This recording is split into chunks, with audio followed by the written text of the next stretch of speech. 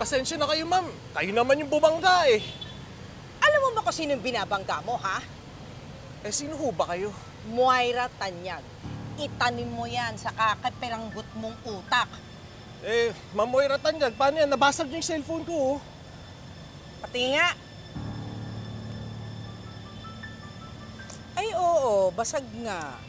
Mahal-mahal po ng bili ko dyan. Eh, teka muna, magkano bang paayos neto? Kahit mga 10,000 na lang. 10,000? Sandali ah. Mura na po yun. Alam mo ikaw, hindi mo ako maluloko. Wala kang makukuha sa akin kahit piso dahil alam ko na yung mga modus ng mga kawatang katulad mo. Laki-laki mong tao, hindi ka magtrabaho. Sayang lang yung oxygen sa'yo, sana mamatay ka na.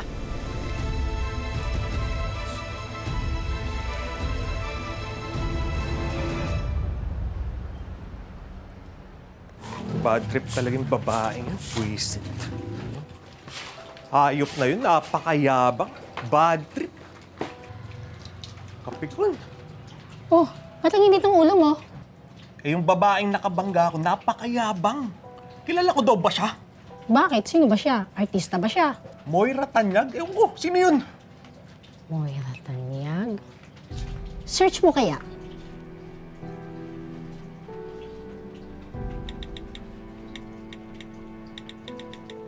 O yan. Uy, ang yaman naman pala. May sariling ospital. Teka, familiar tong lalaking to ah.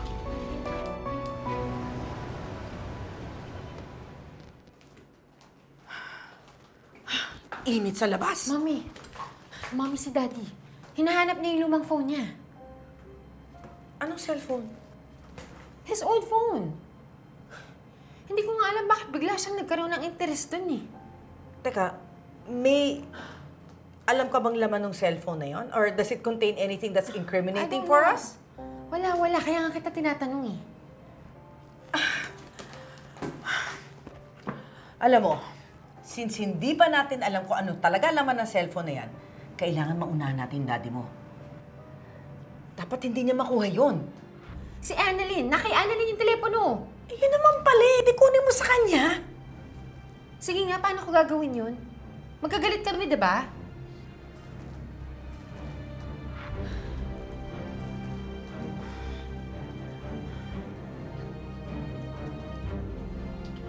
Baka nakainuman mo lang yan. O kaya, kasama mo yan dun sa laglag cellphone modus nyo. Hindi, seryoso. Saan ko nga ba ito nakita?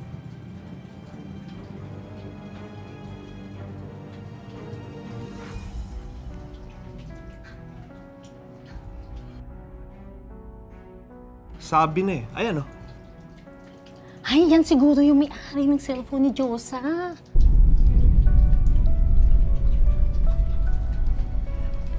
Alam mo, pinsan, may naisip ako. Siguradong mas malaking pera makukuha ko kung sa kanya ko ito ipatubos eh. Kasi sigurado gusto niyo ito mabawi eh. Eh ano pang hinihintay natin? Tara na! Puntahan na natin sa Apex Medical Hospital.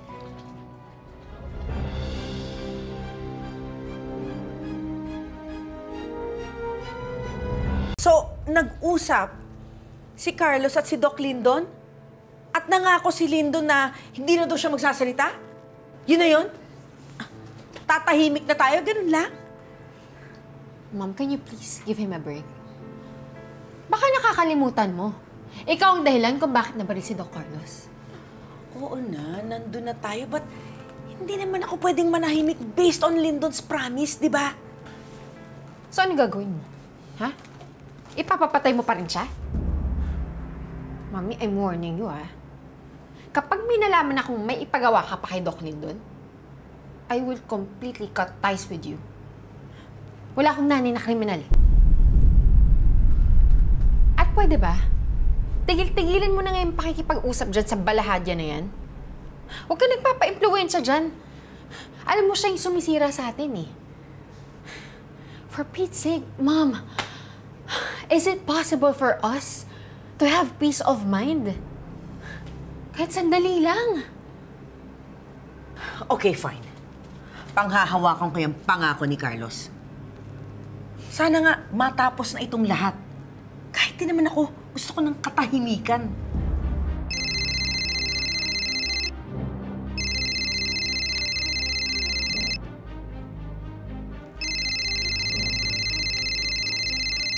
Sino naman to?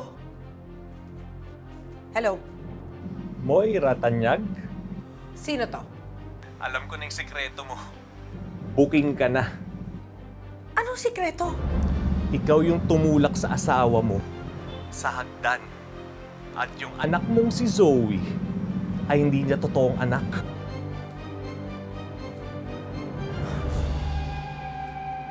Alam mo kung sino ka man, hindi ako naniniwala sa mga pinagsabi mo.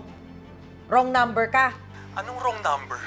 Kilala ko si RJ Tanyag at nasa akin yung cellphone niya. Kaya nga nakuha ko yung number mo eh. Di ba ikaw yung asawa niya? Si Moira. At kayo yung may-ari ng Apex. Ano? Di ka pa ba naniniwala? Madali namang malaman yung lahat eh. Mag-search ka lang sa internet. Pati ba yung aksidente ng asawa mo na ikaw yung may kasalanan? Nasa internet? Eh yung Annalyn na totoong anak ng asawa mo, nasa internet din ba yun? Lalo na yung Zoe na hindi pala totoong anak ng asawa mo. Hindi ka pa ba nagtataka? Bakit nalalaman ko lahat ng ito? May selfie video ang asawa mo dito sa cellphone na hawak ko na pagmamay-ari niya. Alam kong nakalimot siya dahil sa aksidente. Kaya sigurado ako, kapag napanood niya lahat ng ito, ay babalik lahat ng alaala niya. So paano ka na ngayon, Moira? Ano? Endgame ka na? Mami, sino ba yung kausap mo? Sige nga, padala mo sa akin yung video na yan. Ano ako, bali? Ibibigay ko to sa asawa mo. Imi-meet ko siya ngayon. Pero bago yun, hihingian ko muna siya ng pera. No, wag. Wag mo ibigay sa kanya. Ako na lang magbibigay sa'yo ng pera. O ano? Nataranta ka ngayon? Ha? Magkano kailangan mo? 50,000? 100,000? Okay na yon. Madam! Ang cheap mo naman! Maghanda ka ng 1 bilyon! Ano kayang ebidensya yun? Hindi rin po namin alam na eh. Kahit nga po si tatay, wala po siyang maalala na meron po siyang ginawang video. Hindi kaya may kinalaman si Moira sa ebidensyang yan? Eh, tungkol saan nga yung ebidensya na yun? Hindi ko alam, pero kasi malakas talaga yung kutob ko na kay Moira yan eh. May kinalaman siya dyan eh. Eh, sabi po ni Aling Aida, selfie video daw po yun. Eh, ano naman po kayo sasabihin ni tatay sa video? Ano po kayang laman yun? Ah! Hindi kayo naghabilin ng tatay mo? Parang ano yung last will and testament, baka kasi akala niya mamamatay na siya ng oras na yun eh. Bibigyan ka ng pamana ng tatay mo. Ikaw na, pag nangyari yun na, ang yaman-yaman mo na talaga. Ninang, bakit naman po gagawin ni tatay yun? Eh, wala naman po siyang terminal na sakit. At diba, sabi po ni Aling Aida, evidence daw po yung video. Alam mo kayo, puro lang kayo haka-haka. Matutuldukan lang natin ang lahat ng ito kapag makuha na natin yung cellphone ng tatay mo. Joseph, di ba may number ka ni Boss?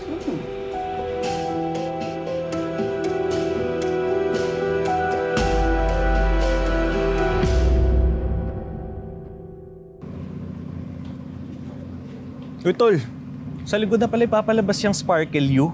Ako, aabangan at papanoorin ko yan kasi trip na trip ko yan si Roxy Smith eh. Ang tanong, type ka ba niya? Eh, pang Gen Z lang to eh. Tanda-tanda mo na, Kuya Bugs. Umayos ka, bagets pa to no? Malis ka na! Wisit to.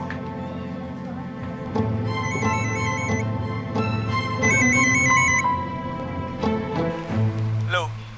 Hello, Bogs? Sino to? Si Lineto, yung kaibigan ni Josa. Oh, ano kailangan mo? Pwede kayang makuha na namin yung cellphone? Kahit bayaran na lang namin. Oh, sige, sure. Ibibigay ko sa halagang 1.5 milyon. 1.5 million. Ano? 1.5 million? Hype ka talaga, Bogs! Walang niya ka! 1.5? Patan ko lang yung laman ng cellphone na to. Alam mo bang makakasira sa mag-asawang tanyag ang laman nito? Pero makakabuti doon sa Annalyn.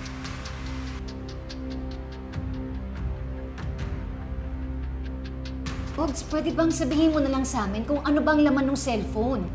Money down muna. At malalaman nyo lahat ng laman nito. Anong money down? Gago ka talaga!